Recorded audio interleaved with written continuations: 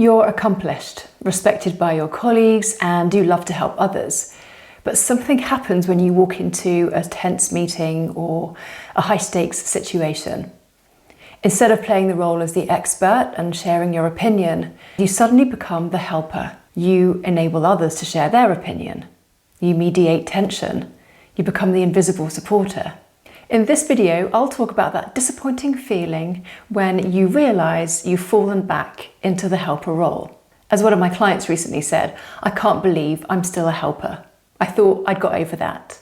I explain why this happens, even at management level, and how to shift from the helper to becoming a leader who uses empathy as a powerful tool. Let me tell you a story from a woman who calls herself Esme, who wrote to me saying, I can't believe I'm still playing the helper. I thought I was over that. Now, she was reflecting on a leadership strategy away day that she had been to and was expected to play an active role in. While others were pitching their big ideas for the year to come and being innovative and creative, she was the one holding the room together, noticing the tension, mediating conversations. Not once, she told me, did she put her opinion forward or share her vision of this year to come. But she wasn't being dismissed by others. In fact, everyone found her really useful and helpful, and obviously they felt really supported. But she was dismissing herself. She was dismissing this amazing quality that I could see in her empathy. Because what's really happening here is that it's not a sign of weakness. When you realise that you're still playing the role of the helper, it just means you haven't learned how to harness the power of your own empathy. All of those amazing skills you have, you're able to tune into others. You're able to make others feel valued and included. You just need to turn those skills into a powerful tool for leadership, and I'm going to help you do that. Firstly, you need to reframe your empathy as a strategic leadership asset. What we really need to do here is take empathy seriously. For far too long, it's been called a soft skill. It's been overlooked and undervalued. What we're doing here is I'm trying to help you say, right, okay, I'm empathic, Jess. I can read a room. I can tune into others. What I need to be able to do now is level that up to be a leadership asset and to work that in my favour. I believe that empathy is a form of power. If I were to say to you, I think you should be in a leadership position so that you have more power, you'll probably say, oh, I wouldn't mind being in the leadership position, but I don't really want more power. Power is a dirty word. Power is a word that we use to describe egomaniacs. People who want it probably shouldn't have it. But here I want to remedy that because we need to reframe empathy as a powerful tool. So here's my call to action for you. It's to remember that in your hands, empathy is a force for good. In your hands, power, fueled by empathy, is a source for good. Not just for you, not just for the people around you in your community, your family, but for the whole world. Imagine having more empathy-powered leaders in this world and what this world would look like. Even the research tells us that empathy isn't just a nice to have, it's an important leadership asset.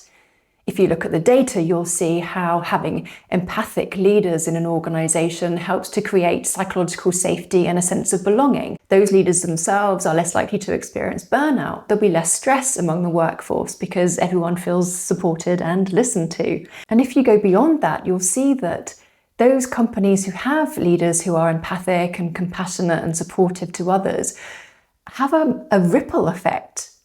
Not just on the employees and retention and well-being of that workforce, but also a ripple effect onto the customers, the supply chain. Everyone wants to work with that company because it has such a great reputation.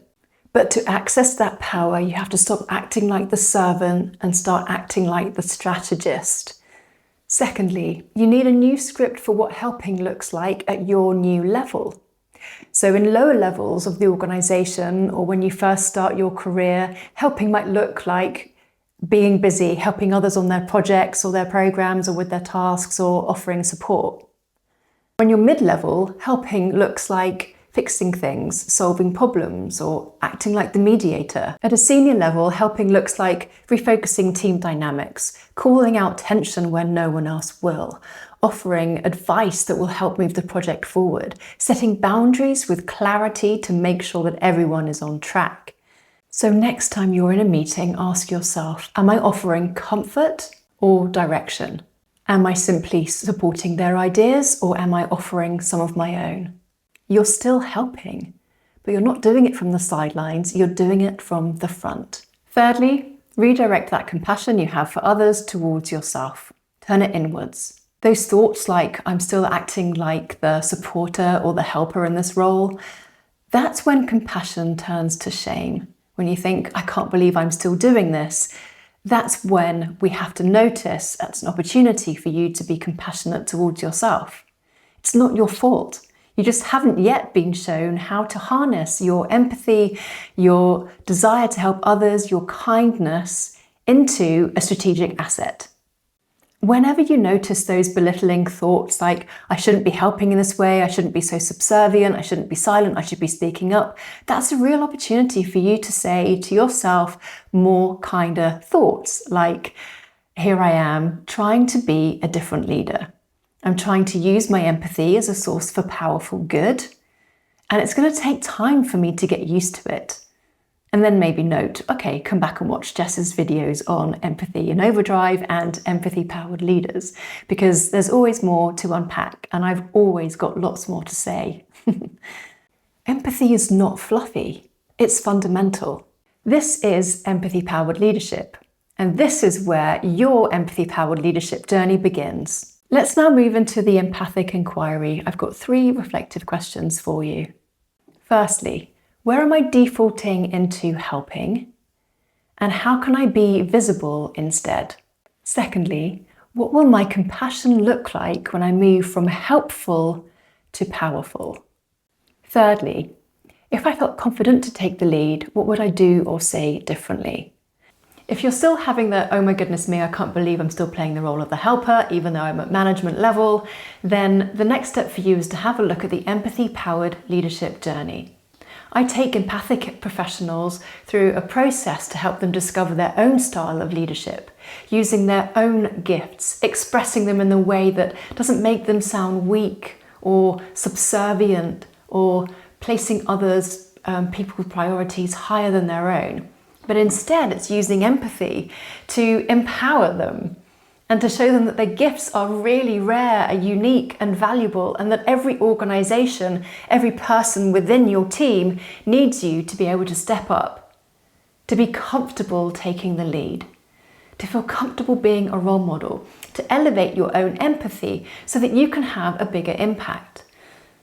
In the next video, we'll look at what it is to be the emotional sponge, when you're not just noticing other people's emotions, but you're absorbing them and carrying them and being affected by them.